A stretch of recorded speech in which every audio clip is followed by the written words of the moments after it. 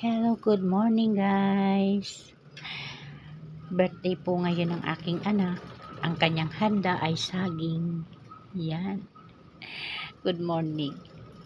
Today is May 5. Birthday po ng aking anak na panganay. Happy birthday ate.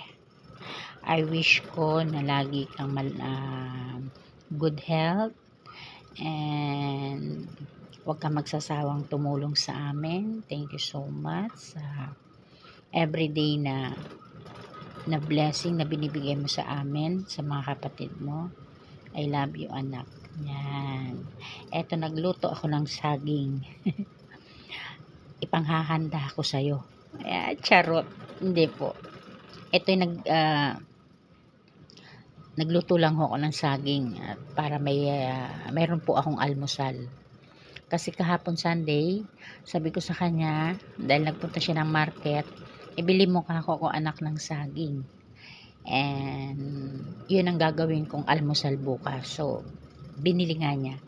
Mainit-init pa. Hindi pa mahawakan. Nag-aaso-aso pa.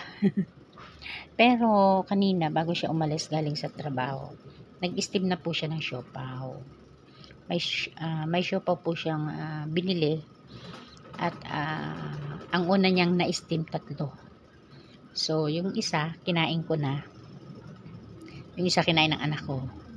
And then, eto may tira.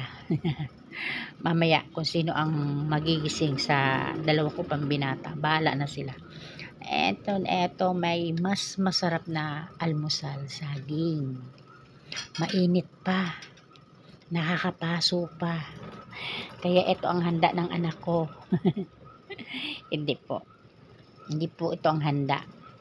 Pero mamaya, pag uwi niya, galing sa trabaho, I think, meron na lang siyang, baka mag-order na lang daw ng pagkain, sabi niya.